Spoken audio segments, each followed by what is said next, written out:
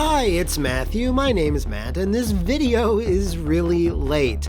I got sick with a cold in late December, got a horrible stomach flu in January, and spent most of February trying to catch up on all the work I missed, prioritizing what happens and Flophouse VIP requests. And March was, well, aside from some great new releases, the less said about March, the better. Anyway, with that said, let's dive into my top 10 favorite video games from 2019. But before we dive in, there were many titles I never got around to even playing. Things like Control, Disco Elysium, Plague Tale, DMC5, just there wasn't enough time for me to play everything. Okay, and with that, let's get to Matt Presents Matt's Top 10 Games of the Year 2019.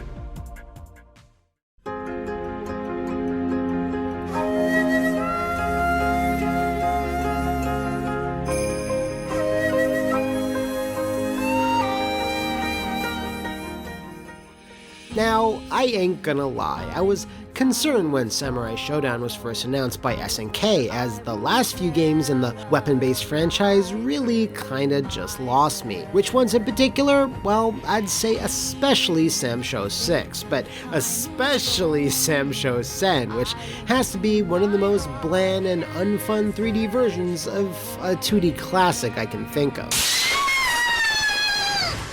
Thankfully, Samurai Shodown 2019 sees the return to the more methodical, high-risk, high-reward combat, where even the most normal of normals can cut your health in half. The de-emphasizing of combos and complicated inputs in favor of timing and spacing was the right call for the series, I think. Right now, there's nothing out there that plays quite like this, and that's a good thing. If it relied on the same fast-paced, combo-heavy systems like most fighting games do, I'm not sure if this would have been able to carve out its own niche like it has. That, coupled with a hearty mix of well-loved veterans, obscure choices, and some plucky newcomers, which include, of course, nobody cares about you two, it's all about Darly Dagger, SNK made this an attractive package overall.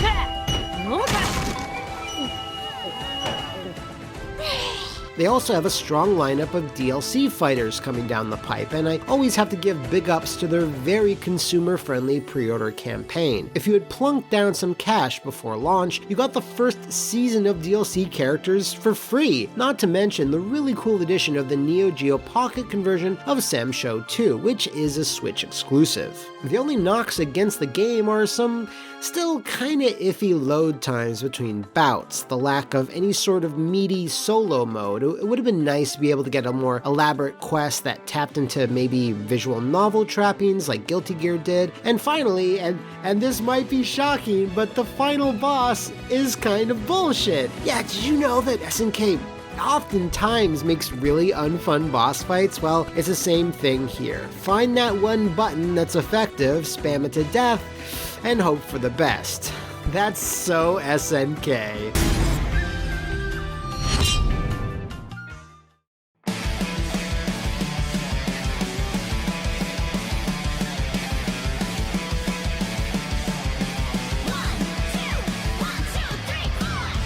You want a good chance of being on my top 10? Well, if your company is called Way Forward and your game is a beat 'em up, welcome to number 9. I mean, just look at this. Sublime pixel art presentation and UI, charming and genuine voice acting and characterization, absolutely slappin' OST, and of course a loaded, wacky story to brawl your way through, all held together by a fun, nuanced fighting system that lets you just do about whatever you want. Power bombs, launchers, weapons, projectiles, gear, buffs, cancels. It lets you beat 'em up however you see fit. For those unfamiliar, Riki and Kunio, the heroes of the classic River City Ransom and Kunio games, have been kidnapped, and it's up to their equally tough girlfriends, Kyoko and Masako, to get them back. It's a fun spin on the formula and features even more characters from the extended Technosphere, including those rambunctious Lee brothers. As a big fan of this world, you can't help but smile at all the nods and love Way Forward poured into just about every screen, even if you're knocking down the same enemy over and over for like the the 8th time, there's still something fun to look at or song to nod your head to. Can you feel me coming like a heart beating time? Keep on moving, hunting until you're mine. And that leads me to the overall gameplay style that RCR and Kunio games have, because it's not for everyone. It's a bit slower, enemies are spongier, and bosses can be wars of attrition, and all this is compounded if you're beating up solo. Everything is way tougher if you're without a partner. Battles seemingly take longer, especially those bosses, and the first few hours can be, pretty rough. You start off with very few tools and zero money in the bank. That's the thing with the Kunio games. You need to fight battle after battle, grinding it out for money to buy yourself items. It's kind of the whole point. This is just a disclaimer, and it's not my favorite style of button basher. I prefer Double Dragon, but once you get used to the flow and pacing, you start to relax and acclimatize, just like when you're in a sauna.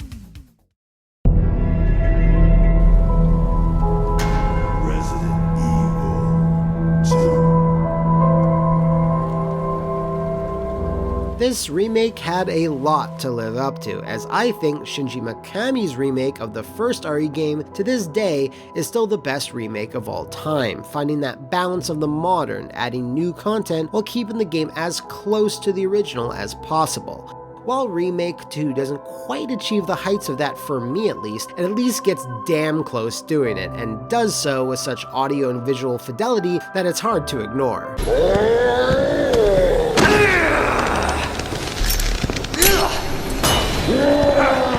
There's so many moments to this game, the expanded and realistically creepy Sherry section, zombies becoming very real threats once again, and the way the game really stops messing around once Mr. X makes his presence known, and of course, his various PC mods. In fact, when DMX does show up, that's when I think this game really takes off, as I was constantly on edge from that moment forward, which is kind of the point of survival horror. Fortunately, to contend with all of this, Capcom polished the controls, gunplay, and inventory management to a mirror sheen. And yeah, while I miss all the flavor text of the RPD station and the alligator fight was a letdown, this remake has now set a standard, giving Capcom free rein to make even more. Maybe too much more. Regardless, the RE engine is indeed a magic bit of tech, as it'll open the spooky loading doors to more survival horror in the future. And, don't get me wrong, I love me Resident Evil, but hopefully one of those survival horrors in the future will be of a more giant reptilian nature. Let me take care of it!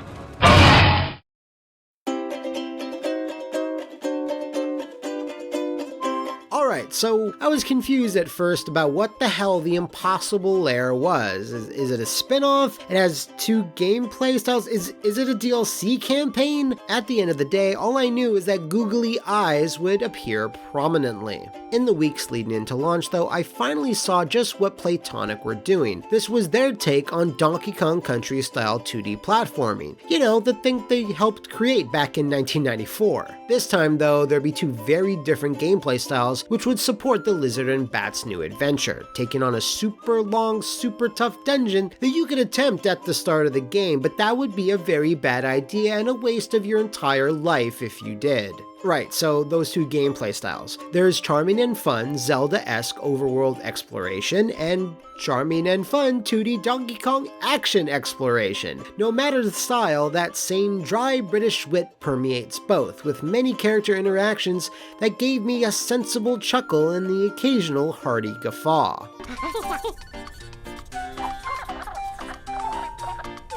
Yeah. The controls and performance throughout this masterclass of platforming have been incredibly fine-tuned and finds that magic blend of challenge and fun that really makes me wish Playtonic had started with this rather than the more ambitious 3D banjo style they had bit off when they clearly couldn't chew it all. That being said, there's two things of note here, sadly negatives. Music, while very nice, still doesn't capture the incredible highs of Rare's games of yesteryear, as a good amount of the OST, again, while nicely composed, doesn't make as strong of an impression. I can't hum a single tune.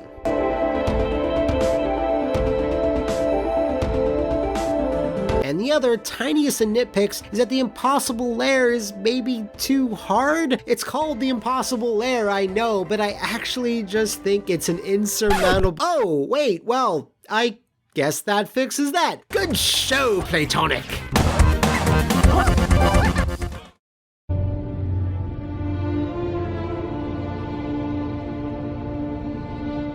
When I first saw Star Wars Jedi Fallen Order at E3, I thought, wow, looks slick, but I don't really see what makes it special or unique. Now, having played it, I can confidently say it doesn't do anything special or unique. That being said, the many things it does ape, the Prince of Persia style platforming, Souls-like checkpoint system and combat, immersive cinematic storytelling, and light Metroid-esque level progression is, that's a really strong mix. Logically, as a young Jedi that survived Order 66, you have to use all those aforementioned gameplay features to complete your galaxy-spanning quest, and with all the solid hands at Respawn at the helm, there was always a high likelihood that this was going to be good. And it just so happens to be very good. Just a really well fleshed out single-player adventure that, despite all those influences, winds up feeling a lot more like Uncharted, which is kind of what a lot of people wanted from a Star Wars game since, when EA performed the robbery and stole the franchise from everyone else having a shot at it. And while I was debating whether to list this following thing as a positive because it doesn't deserve it, the fact that this isn't bogged down by predatory microtransactions and other online practices and still somehow managed to sell really well is at least important, as it can hopefully shake major publishers out of the all titles need to be games as a service mindset. You just need to make really well-crafted adventures, and while I won't say Fallen Order is issue-free, I had a really good time with it overall. Yeah, the first few opening hours are a little slow in terms of building its narrative, but it all comes down in the end with a bunch of bombastic set pieces, as is befitting the franchise. Now, while I'm not sure you can make a sequel in exactly this style and still keep it fresh, I am looking forward to see what Respawn does with the galaxy far, far away, if the overlords at EA make it so.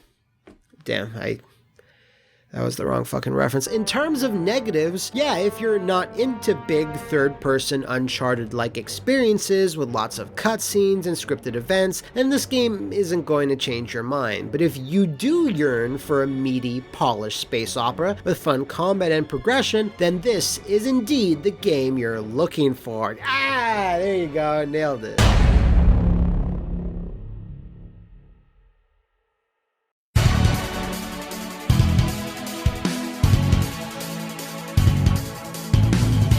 Miss the original release of The Ninja Warriors, one of the most underrated beat-em-ups of all time? What, you don't believe me? Well, just ask this nerdetician.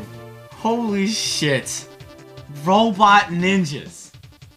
Ninjas that are robots! He'll tell you that along with Wild Guns, Ninja Warriors is one of Natsume's finest works, and this remake proves to be better in just about every facet. Redrawn or improved graphics across the board, from the playable ninjas and bosses to pretty much all the backgrounds, expanded movesets, new enemies, two-player co-op, and much like Wild Guns Reloaded, there's new characters you can go ninja, go with.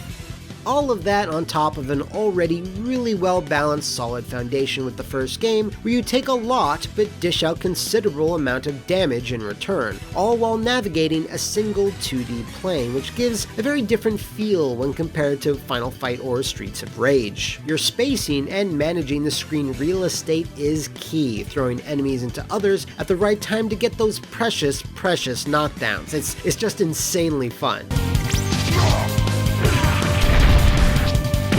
Leading up to the release, I couldn't wait for the North American version to come out, so I imported the game on Switch, and it was worth every penny as I played through it multiple times, way more than even the original.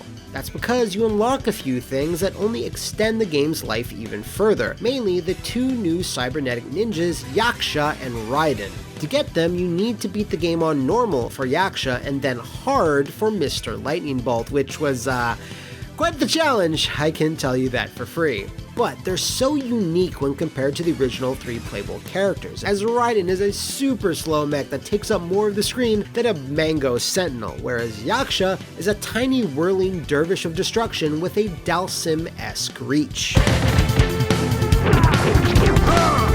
The only real blemish to this ninja armor is that if you're expecting any resemblance of a decent story, you are not gonna get it. Even if you want/expect something like other beat-em-up narratives, you're not even getting that. There's a vague and confusing story screen at the start, and an even vaguer and anticlimactic one at the end. And finally, since our ninja robot squad are robots, you don't really have anything approaching personality here. No voice clips, dialogue, or individual stories. In the annals of beat-em-up history, you're never gonna see this guy, Ninja, stand shoulder to shoulder with the likes of a Mike Hagar or Axel Stone. But in terms of the genre as a whole, that's a really small nitpick. So aside from that, this is a hard recommend that you play Ninja Warriors once again.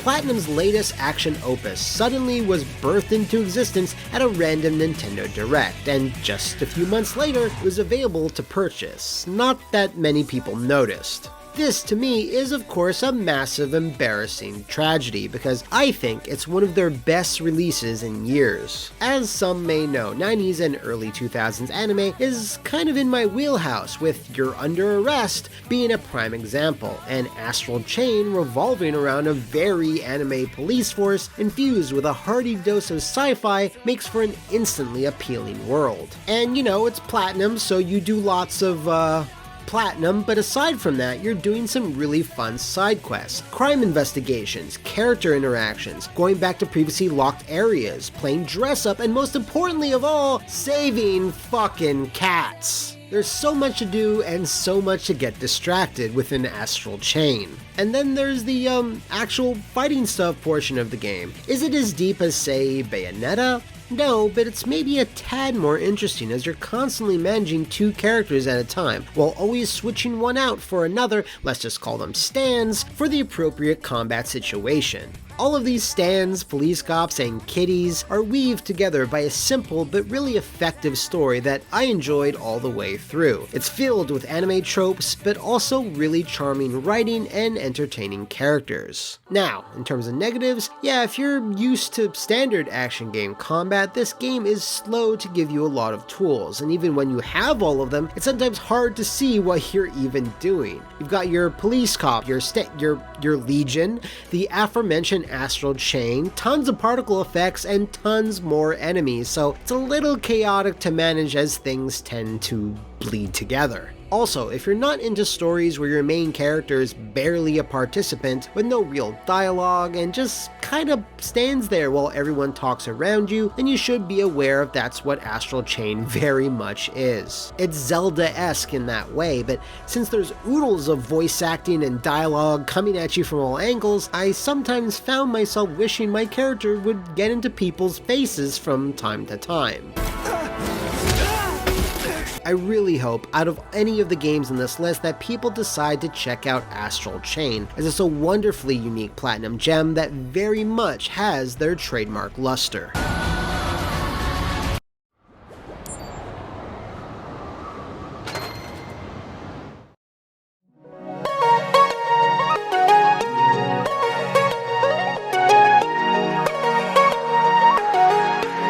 All of a sudden, I started to see the name Sayonara Wild Hearts on various websites and social media. Intrigued, I read one review citing it as one of the best rhythm games released that year, and while the genre is not something I usually gravitate towards, I decided to take the chance. I'm so very glad that I did, because Wild Hearts is absolutely one of the best rhythm games of the year, and certainly that I've ever played. While the game starts off a bit pedestrian as you navigate your hero through various levels / cards of the tarot, each subsequent song gets harder and harder and starts getting combatier and combatier. You're suddenly having DMC style brawls while fighting multiple opponents with swords transforming into bigger swords, jets, and various other insanity, all to the tune of some beautiful music.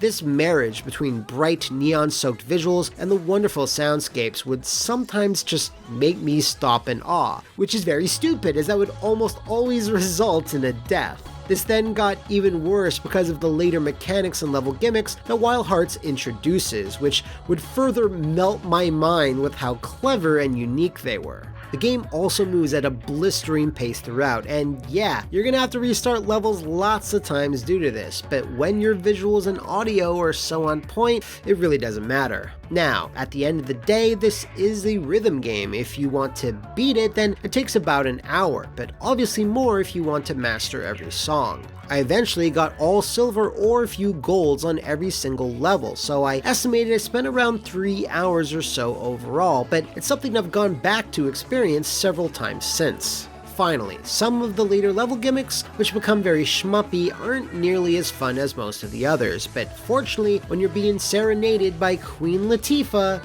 you tend not to mind all that much. So our saga begins tonight, yet eons ago, just here.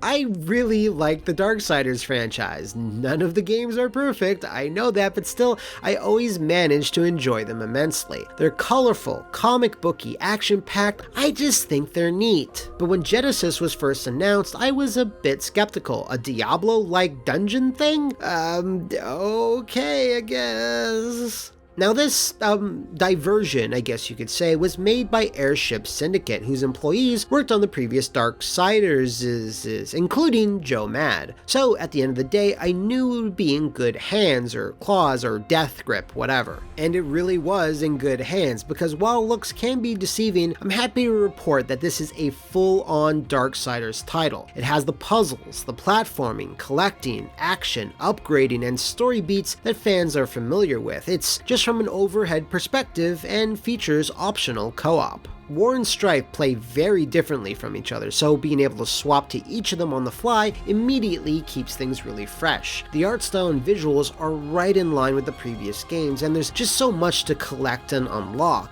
Found myself replaying multiple missions several times to get everything to max out my rewards. The whole gameplay loop is really addicting, which is usually one of the most important factors in me liking the game. I'm either playing because it's really fun and engaging, or I'm hate playing to see how bad it'll get. Fortunately, Genesis is very much the former. War and Strife's banter is also something really fun to experience throughout the entire game, as it provides great commentary that's not just between a horseman and a watcher yet again. Knock knock.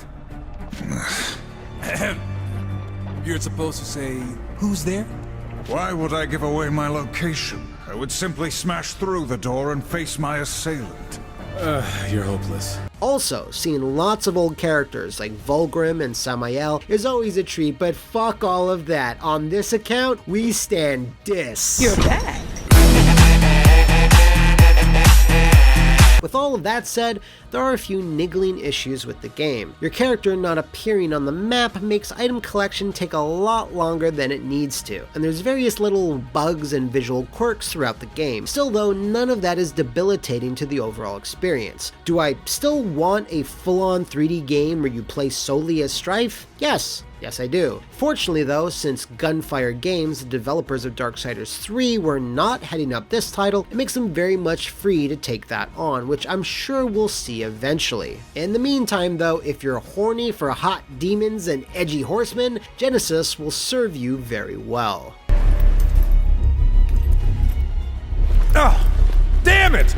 I got blood on my boots!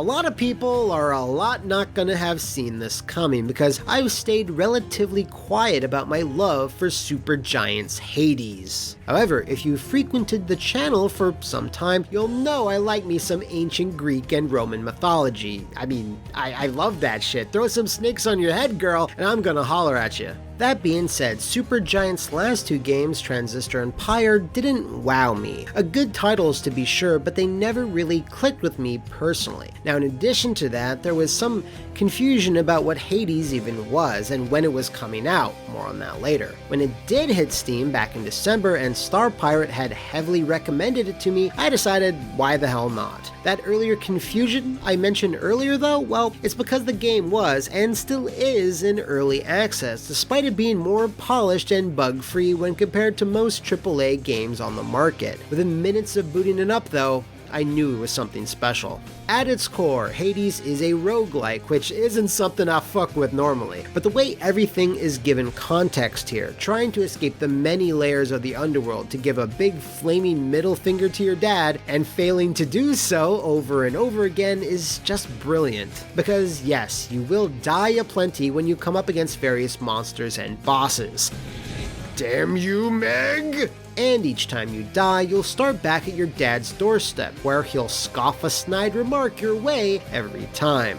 His house is filled with so many cool characters though. Nyx, Achilles, Cerberus, and all of them having incredible character designs and equally incredible voice acting to go along with them. Got to say, you are a sight for sore eyes there, Charon. So, looks like you're selling, is that it? You come to help me out? Very quickly, you'll start to have your own favorites, in which case you can level up said relationships in the form of gifts, which in turn gives you buffs. As you attempt again and again to escape the labyrinthine halls of Tartarus, you'll also be contacted by various Olympians who, if you align with, will give you even better but temporary enchantments. Again, each god is so well realized with their 2D images and that voice acting being more compelling than a lot of expensive, mo-capped models you see in most other modern games. You disappoint me.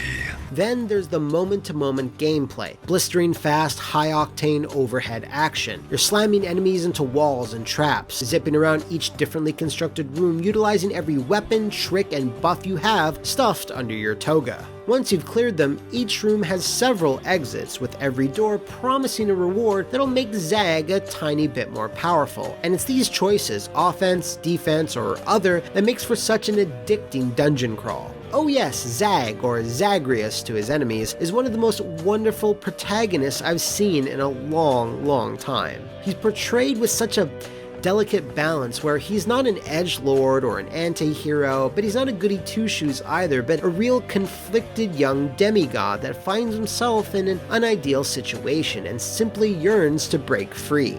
Stupid boy. I told you nobody gets out of here, whether alive or dead. So how was your wanton ransacking of my domain? Greetings, Father. My ransacking was a delight, thank you for asking.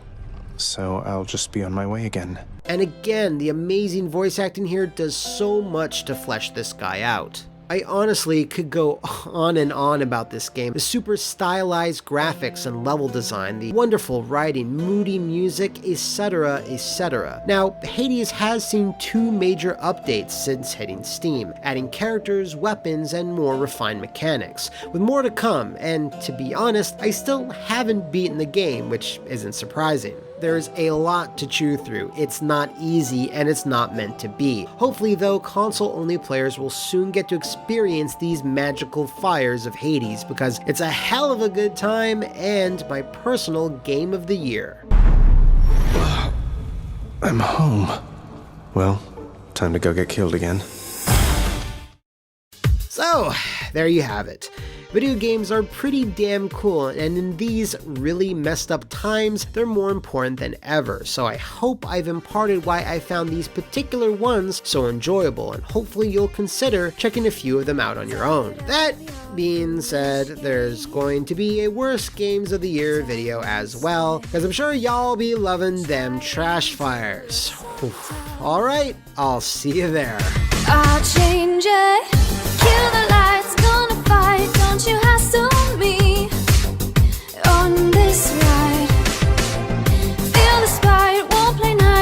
push your bullet